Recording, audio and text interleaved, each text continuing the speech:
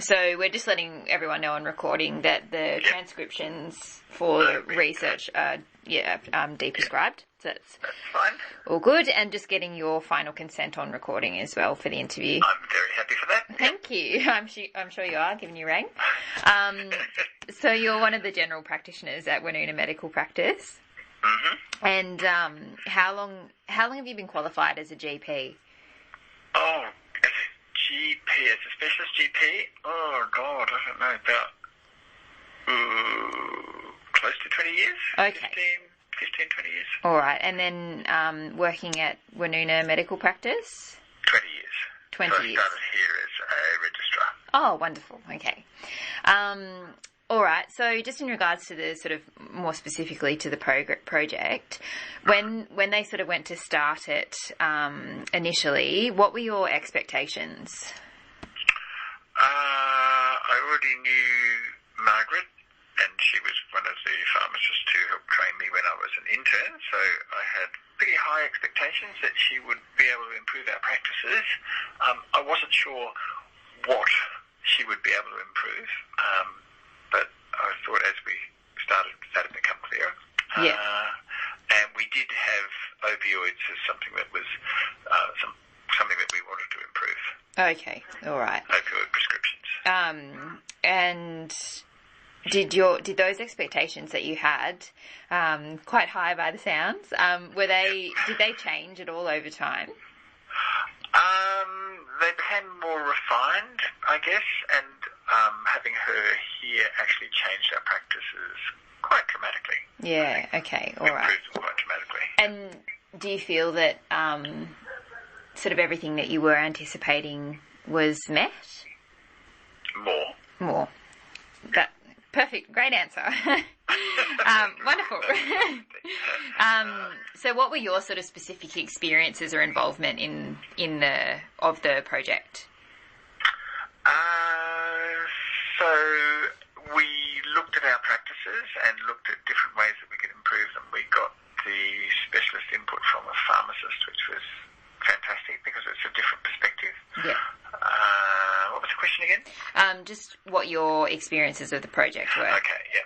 And then we found that our pharmacist's interaction with the patients was extremely positive.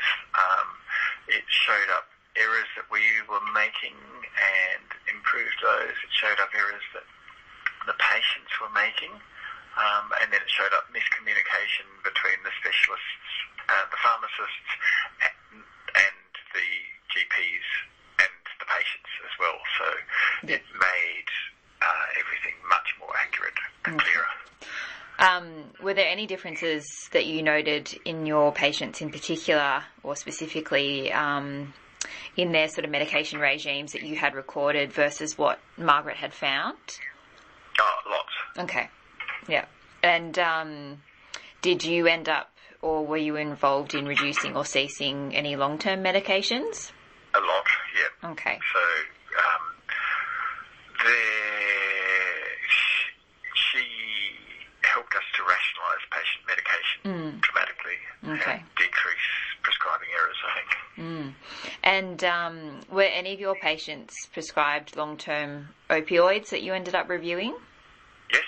Okay, great. And do you have any sort of specific details of how you and a particular patient were involved in the project?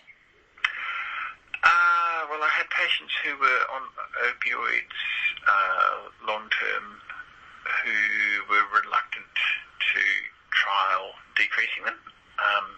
But when Margaret was interacting with them, they were much more amenable to the idea of trying reductions. I had patients who were shuffling along and really unwell and confused, and when we reduced their opioid use, they improved dramatically. Yeah, okay. Yeah, it sounds great. No, it has been fabulous. Yeah, no, that's really good. It hasn't been easy, but yeah, it's been fabulous. Yeah. Which is definitely something that we're sort of interested in knowing as well. Do you think that in terms of any sort of specific details of the effect that on the medical practice of the project, that could be logistics or changes to practice, those sort of things? It's helped us work out protocols for prescribing. We've been a very interactive practice. We all work together to achieve things. That's just been strengthened. We kind of homogenised our approach to the opioids, so that's much better for patients in that they're getting consistent messages. We lost a few patients who were not happy with some of the changes that we made. Yeah. But we think that overall their care was probably going to be better, even if they're changing practices. At least they're better educated. Yeah. It helped give us the strength, I guess, to reduce opioids when you've got demanding patients. Yeah. It helped us work as a team, I think. Yeah. And do you think that those sort of effects will be able to be sustained? Oh, definitely. Yeah. Okay. That's great.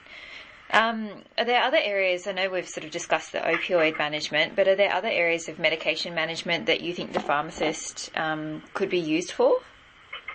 Oh, well, she has been useful in multiple areas. So in cardiovascular stuff, and with the benzodiazepines.